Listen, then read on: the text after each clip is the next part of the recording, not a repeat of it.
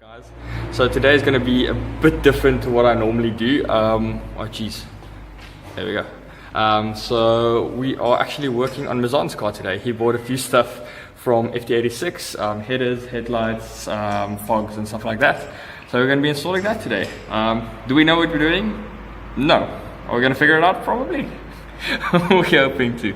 Yeah, so we put the car in jacks now, taking the wheels off. They're going to remove the front bumper and whatnot, and see how far we get and if we can figure this stuff out. So I don't know how it's gonna go, we'll figure it out. Enjoy.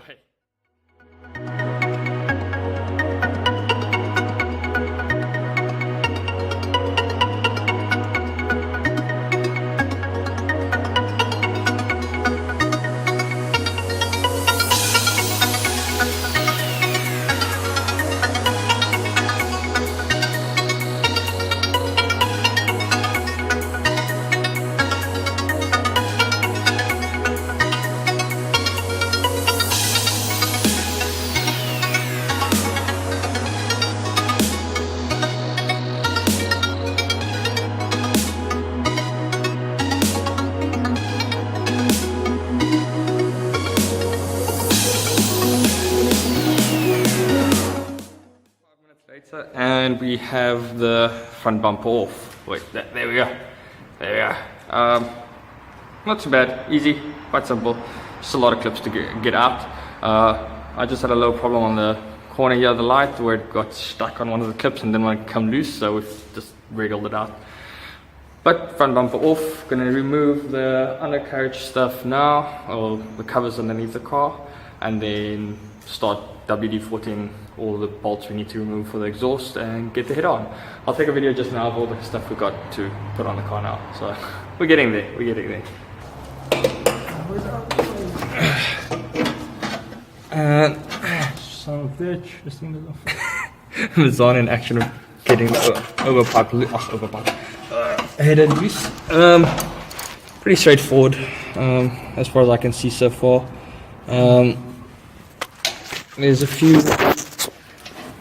There's a bit. Wait, where's my finger? There's my finger. Okay, so there's a bolt there, and then another bolt there. Right, there we go. That side. So that's pretty straightforward. Meezaan's got the same on his side. Then we have to disconnect the overpipe and the O2 sensor. So all in all, not too complicated, it seems. I say that now without any experience whatsoever, so we'll see.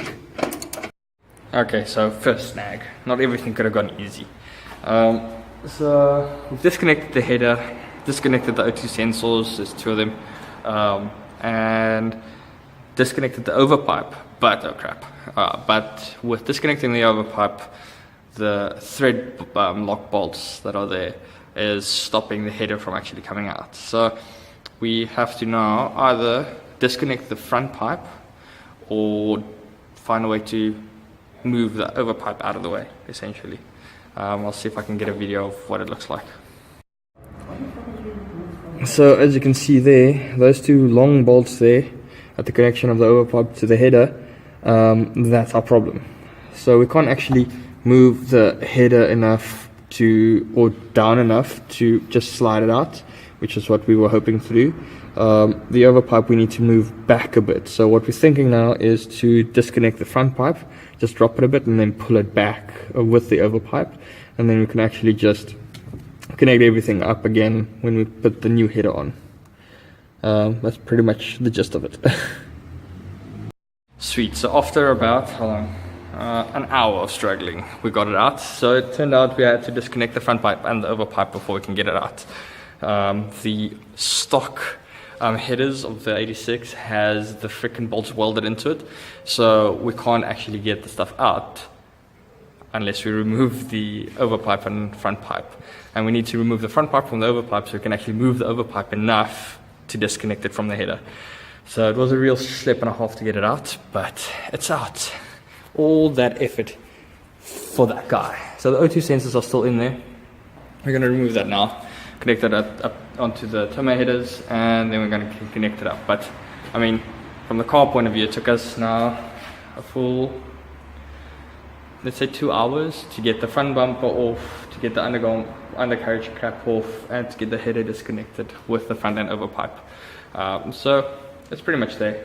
We now need to, hopefully the O2 sensors don't give us too much shit.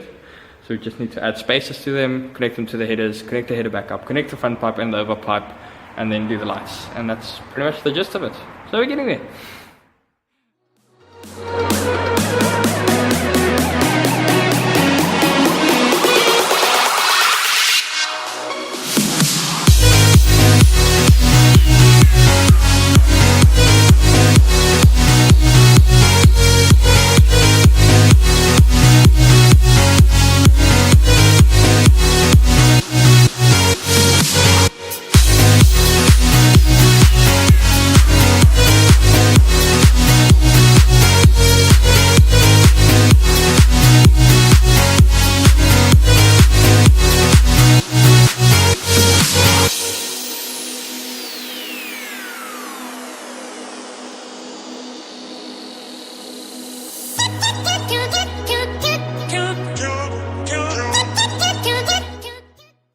So I didn't really record much. Header, overpipe, front pipe, back up.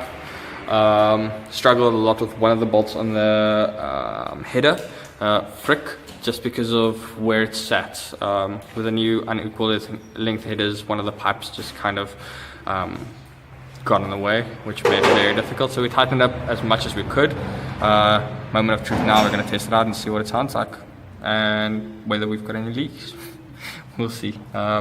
But so far, I mean, it's not a complicated install. It's pretty straightforward, pretty simple. The only complicated part was working not on a car lift, essentially. Struggling to move in and out, but otherwise pretty simple.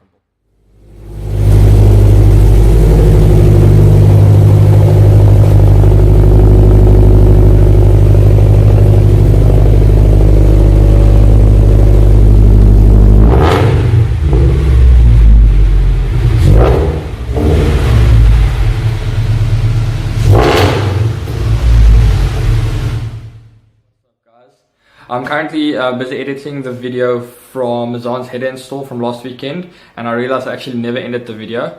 So the header install went down without a hitch, was cool, everything was sorted. We ended up not installing the O2 sensor spacer on the second O2 sensor just past where the catch should be. That was just because I wasn't sure where to install it, and I learned that it should be at that point. It was really cool, learned a lot, it was really fun to do as well. The reason I actually never ended the video is because the next part of the install was the headlights, and unfortunately Meezaan had the wrong spec D light here. He bought the ones for the standard instead of the high spec, so the fittings in the harness was incorrect. But yeah, it was a really fun day, enjoyed it. So yeah, it's the first time I tried an install video. It's my first attempt to it, so like it, share it, enjoy guys. Check you guys on the next one.